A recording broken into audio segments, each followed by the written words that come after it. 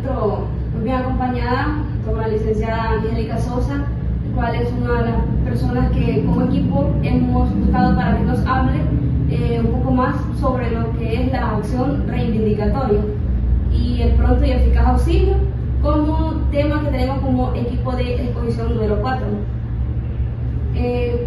Comenzamos con lo que es la serie de preguntas. La primera pregunta, licenciada, sería: ¿qué debemos entender por acción reivindicatoria? Bien, primero que nada, pues saludarles, buenos días a todos y a todas, es verdad que van a presenciar este video. Pues comentar que la acción reivindicatoria de dominio precisamente parte de un supuesto que es el derecho de dominio. Partimos de lo que es el derecho de dominio para poder tener acceso a lo que es la acción reivindicatoria. Y la acción reivindicatoria precisamente es un mecanismo de protección de ese derecho de dominio que regula nuestro Código Civil.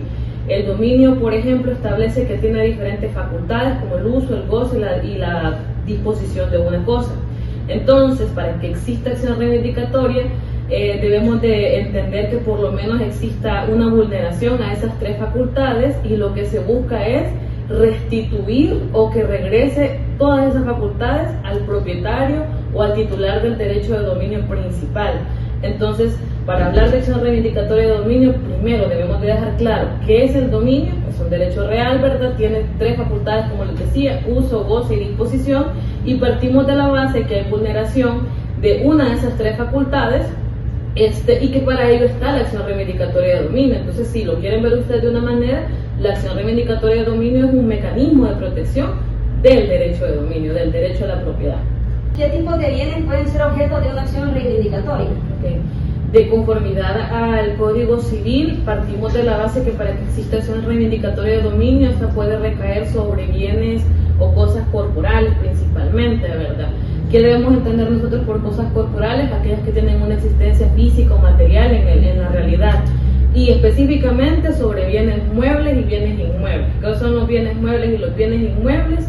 Los bienes inmuebles son aquellos que están adheridos, por así decirlo, lo voy a decir así, a la tierra, al terreno y demás, y que no se pueden sustraer, porque de sustraer entonces pierde un poco su naturaleza. Por ejemplo, los terrenos, ¿verdad? Las casas. En el caso también de los bienes muebles, son aquellos que generan obviamente propiedad, pero en este caso son bienes que se pueden desplazar o mover de un lugar a otro sin que se pierda su propia naturaleza. Es el ejemplo común, pues pueden ser, por ejemplo, los vehículos, las motocicletas, entre otros. Algo que olvidé mencionar en la primera pregunta, pero que lo quiero agregar: les decía que existía una vulneración en facultades, pero principalmente el hecho es que le quitemos la posesión, al propietario de esa cosa, sea un bien mueble o bien inmueble. Entonces partimos de esa base para que vayamos en el orden. Quitamos posesión de una cosa, bien mueble o inmueble, al propietario. Muy bien, la siguiente pregunta: ¿y este proceso, licenciada, en qué circunstancias puede fallar? ¿En qué circunstancias? Bueno, tal vez si vamos por partes. Cuando existe esa falta de posesión, imagínense usted ese caso. Usted es propietaria de un terreno y viene una de sus compañeras, la vulnera usted en el punto de que usted es la dueña, pero usted no está en posesión de ese terreno. Ahí ya vamos a la parte de que usted dice: ¿qué puedo hacer? Ejercemos derecho de acción, puede usted demandar, pero para demandar, ¿verdad?, no solamente basta decir: mire, el terreno es mío y quiero que me lo devuelvan, porque esa es la idea de la acción reivindicatoria. Ahora, ¿qué cosas pueden fallar? Por ejemplo, si usted no acredita que de verdad usted tiene un mejor derecho que la persona que está en posesión. No sé si ustedes ya vieron una parte de lo que es la posesión, pero una cosa es el dominio y otra cosa es la posesión de una cosa, ¿verdad?, por así decirlo. Entonces, si nosotros nos vamos a establecer como jerarquías, por ejemplo, los derechos, el dominio es superior a la posesión. Entonces, quien reclama la acción reivindicatoria es porque piensa que tiene un mejor derecho de aquel que lo posee. Lo pongo así para que más o menos me vayan entendiendo el contexto, ¿verdad? Entonces, ¿qué cosas pueden salir mal? Que si usted no demuestra efectivamente que usted tiene un mejor derecho de quien está poseyendo, obviamente la acción no va a ser aplicada. Porque algo que debemos de tener claro es esto: que a pesar que usted tenga el derecho, debe de demostrarlo ante el juzgado, y obviamente a raíz de ello le van a dar a favor su sentencia, ¿verdad? Si usted no lo hace, si usted no tiene un título que demuestre, por así decirlo, su propiedad y demás elementos probatorios, pues lo peor que puede pasar en un proceso de acción reivindicatoria de dominio es que no le den, en este caso, pues, el dominio de su propiedad. Muy bien. ¿Y cuáles son esos requisitos o documentos que se necesitan para poder respaldar este proceso de acción reivindicatoria en nuestro país, El Salvador? Vaya, en el caso de los procesos que se llevan en sede civil, principalmente las cosas que nosotros buscamos o utilizamos para poder sustentar un derecho, pues obviamente es prueba instrumental.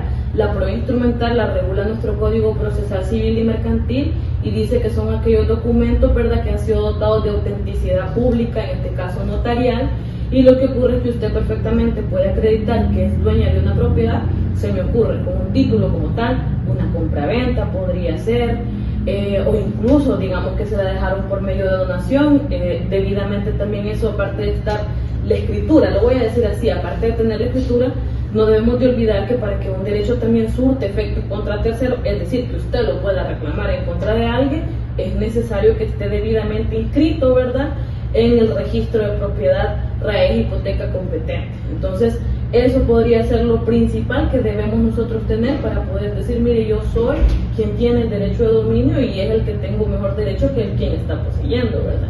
En el caso de, por ejemplo, los poseedores, lo que ocurre es que a veces los poseedores, bueno, la posesión, ustedes me imagino que también lo deben de haber visto o lo van a ver, tiene ciertos requisitos, pero si usted se dio cuenta, pues son un poquito diferentes a lo que tiene en sí el del dominio, ¿verdad? Que principalmente partimos de la base de un documento, de un instrumento público que demuestre y acredite que usted es el dueño, usted tiene el uso, el goce y la disposición de la cosa. Y ahora me permito hacer la siguiente pregunta. ¿Este proceso puede variar según la jurisdicción y circunstancia o es un proceso general? Ok. Vale, para empezar, debemos de recordar que El Salvador es un país o un estado unitario. Eso significa que existe unidad en cuestiones de poder y esa unidad también se traduce en la unidad de la parte jurisdiccional del estado. Me refiero, hay un mismo ente que se encarga de administrar justicia en todo el país y lo hace sobre la base de un ordenamiento único. En este caso, y para el título específico que estamos hablando, es el Código Civil principalmente el que regula el derecho sustantivo. Y para efectos procesales se basa en lo que dice el Código Procesal Civil y Mercantil. Y lo que se utiliza o donde vamos a ejercer la acción reivindicatoria de dominio es a través de un proceso declarativo común regulado en el Código Procesal Civil y Mercantil, que para tal efecto son las mismas etapas que se van a aplicar. ¿Qué es lo que va a cambiar? La competencia, que dependiendo, por ejemplo, podemos llevar a cabo nosotros el reclamo correspondiente en el juzgado competente conforme al territorio, si tomamos en cuenta, por ejemplo, ¿cómo se llama? El domicilio del demandado, o bien aplicamos regla especial también el domicilio o el lugar donde se encuentra la cosa que nosotros buscamos reivindicar. Las etapas del proceso vienen siendo las mismas, quizás donde va a existir la variación, como le mencionaba, es qué juez va a conocer de conformidad a competencia territorial. Ahora, en cuanto a etapas del proceso, normalmente el proceso declarativo común tiene desde la interposición de la demanda, examen de admisión, ¿verdad? Si todo sale bien, pasamos a la parte de lo que es el emplazamiento de la persona demandada. Si todo sale bien, viene la contestación de la demanda, un par de audiencias por ahí, una es la audiencia preparatoria, la otra es la audiencia probatoria, y si todo marcha bien en el proceso, viene la sentencia. Entonces, el proceso o las etapas procesales son las mismas, solo cambiamos en cuanto a quién va a ser competente. Muy bien, la siguiente sería, ¿cuáles son los funcionarios autorizados para realizar este tipo de procesos? Vaya, la acción reivindicatoria de dominio solamente puede ser declarada y ordenada por un juez, por alguien que ejerce función jurisdiccional del Estado, ¿verdad? Porque tiene obviamente la potestad para aplicar la norma jurídica y lo que éste decida, pues lo voy a decir así, es ley, ¿verdad? Hay que cumplirlo. Ahora, el juez puede declararla, pero no la va a declarar él solo. Aquí es donde interviene también, no un funcionario, sino la figura de nosotros, los abogados, ¿verdad? Para que el juez pueda tomar una decisión y emitir la sentencia correspondiente, en este caso, va a necesitar que se lleve todo el proceso que les comentaba en la respuesta anterior, pero ese debe de ser promovido, de conformidad a las reglas del Código Procesal Civil y Mercantil, por un abogado o abogada de la República que esté debidamente autorizado y tenga las facultades para promover este tipo de procesos. Y ese es el que se encarga de llevar a cabo todo lo que les comentaba anteriormente, pero el único que puede declarar que se devuelva, porque eso es lo que aplica en esta acción, que se devuelva el dominio de una cosa, el único que lo puede hacer es un juez. Muy bien, ¿qué mecanismos legales están disponibles para asegurar una respuesta eficaz de las autoridades judiciales competentes en este caso? Bueno, al hablar de mecanismos legales, creo que nos debemos trasladar desde la protección que realiza la norma jurídica de la parte de lo que es el derecho de propiedad. Principalmente un derecho que está reconocido en la Constitución de la República y que le da seguimiento leyes secundarias, en este caso como el Código Civil. Específicamente el artículo 891 del Código Civil regula la parte de lo que es la acción reivindicatoria de dominio, donde por ejemplo me dice, ¿verdad?, en qué consiste, quién la puede ejercer, sobre qué cosas puede recaer. Eso principalmente. Una vez que hemos encontrado, ¿verdad?, que existe el fundamento legal para poder proteger el derecho, yo podría decirle, otro mecanismo legal es el acceso a la justicia que tenemos. Ahí específicamente lo que aplicamos es derecho de acción. Si existe vulneración en mi derecho de propiedad, entonces yo ejerzo otro derecho, que es el derecho de acción, que ese consiste en llevar mi problemática o mi conflicto ante la sede judicial pidiéndole, ¿verdad?, tutela jurídica. Eso usted lo encuentra regulado en el artículo 1 del Código Procesal Civil y Mercantil, que le habla de la protección jurisdiccional. Ok, luego de esto, una vez nosotros ejercemos el derecho de acción, damos inicio al proceso que yo les explicaba en preguntas atrás, ¿verdad? Aperturamos el proceso y se da, por ejemplo, cada una de las etapas que yo les mencionaba. Yo considero en este punto que para garantizar el pronto acceso o la eficaz resolución del caso, una de las cosas que dota nuestra ley a los juzgadores en este sentido es el cumplimiento de lo que son los plazos.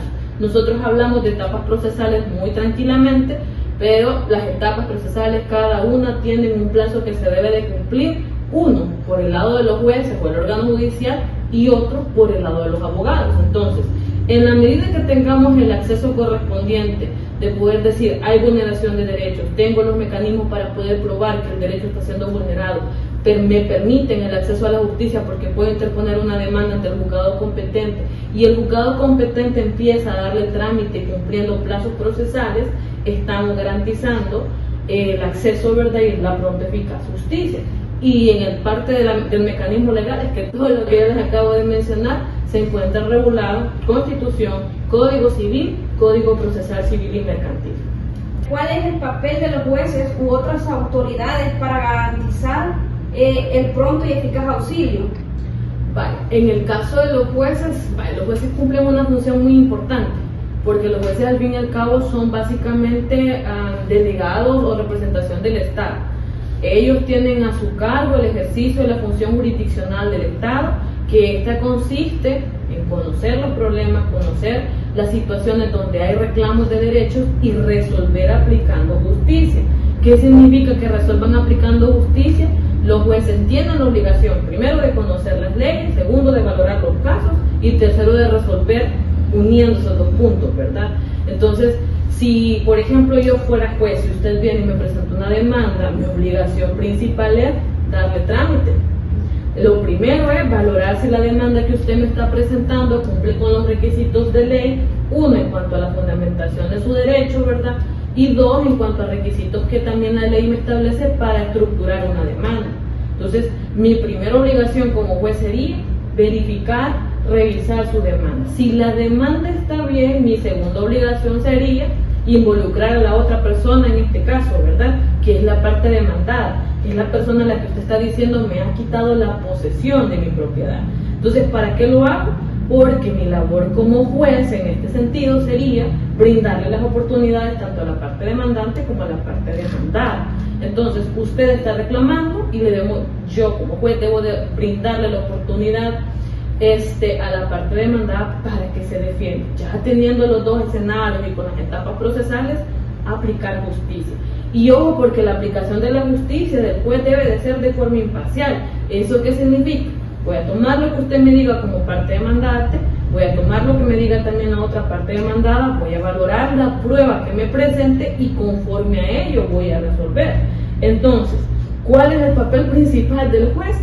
En palabras sencillas, aplicar la justicia o resolver el caso aplicando la justicia. Pero para poder hacerlo, lleva pues una serie de, como le acabo de mencionar, de acciones y demás.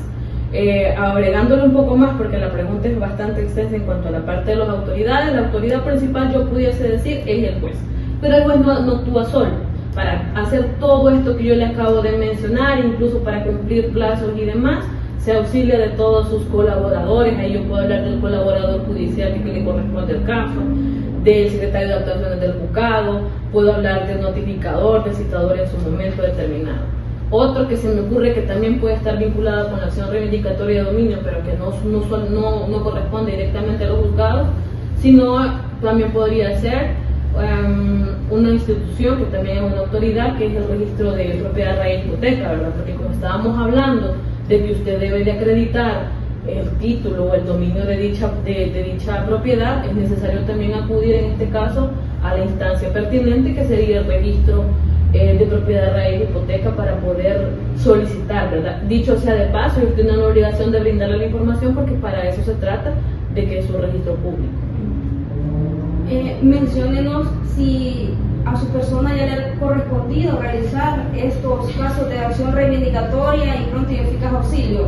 Okay. Vale, quizás como acción reivindicatoria como tal, de una manera directa, si yo le diga a mí, yo, Angélica Sosa, presenté una demanda de ese tipo, no. Sí la he presentado de manera en conjunta con otros colegas y demás, sí la voy a decir, además habíamos estructurado el caso, pero no ha ido directamente a mi nombre. Ahora, eso específicamente en la acción reivindicatoria de dominio. Ahora, con la otra cuestión de si en algún momento, porque me habla, ¿verdad?, o llevar a cabo, dice, la acción de reivindicatoria y pronto eficaz auxilio. Quizás, como le decía, no propiamente yo sola, sí he participado, pero sí también he ejercido tal vez ese acceso a la justicia o la acción pronta, eficaz y de auxilio judicial en otras pretensiones, porque la acción reivindicatoria es una pretensión, pero creo que en este caso, seré muy honesta, el derecho civil no es tanto mi fuerte, ¿verdad? Lo conozco más o menos y demás, pero así que haya litigado directamente mucho tiempo en esta área, un par de veces nada más, y no ha sido acción reivindicatoria, han sido otras, y en la acción reivindicatoria donde sí me he involucrado y demás, recuerdo que no figuraba directamente mi nombre, le colaboré ahí a un par de colegas nada más. Okay, bien. ¿Considera usted que es importante el pronto y eficaz auxilio, sí o no? ¿Por qué? Por supuesto que es importante, porque, bueno, me voy a trasladar aquí en este punto. Si ustedes verifican el artículo 1 de la Constitución de la República, nos habla, por ejemplo, que el origen y el fin de la actividad del Estado es la persona humana y que para ello se le protege desde el momento de la concepción, ¿verdad? ¿Por qué le mencionó esto? Porque cuando hablamos de acceso a la justicia eficaz, cumplir y demás, estamos hablando del ejercicio de una función estatal y, yo lo diría así, obligación estatal. El Estado tiene la obligación de proteger mis derechos, de brindarme las herramientas necesarias para poder hacer, y el acceso a la justicia es una herramienta para poder yo también ejercer de manera más activa la protección de mis derechos. Entonces, por lo tanto, sí es importante, porque si estamos en un estado donde no existe administración de justicia y no me permiten a mí como titular de cualquier derecho acceder a la misma, entonces le diría cuál es la razón de ser del Estado. ¿Para qué está trabajando el Estado si yo, que soy su principio y su fin en todo lo que el Estado haga, no tengo protección de mis derechos? Entonces sí, es importantísimo, y el Estado tiene la obligación de garantizar todos los mecanismos necesarios para yo poder acceder a la justicia, y que si esta es aplicada de la manera más pronta y más eficaz posible, muchísimo mejor. Entonces, creo que con todo lo que le he comentado se da cuenta, la ley sí lo establece, la ley sí le dice, mire, de esta forma se va a aplicar y se va a hacer. Entonces, sí es importante y sí es necesario que siempre se apliquen, ¿verdad?, las disposiciones, en este caso legales. Bueno, muy bien, licenciada, no me resta más que agradecerle su tiempo, su aclaración con base a las preguntas que nosotros como equipo traíamos. Muchísimas gracias. Y eso sería toda la entrevista.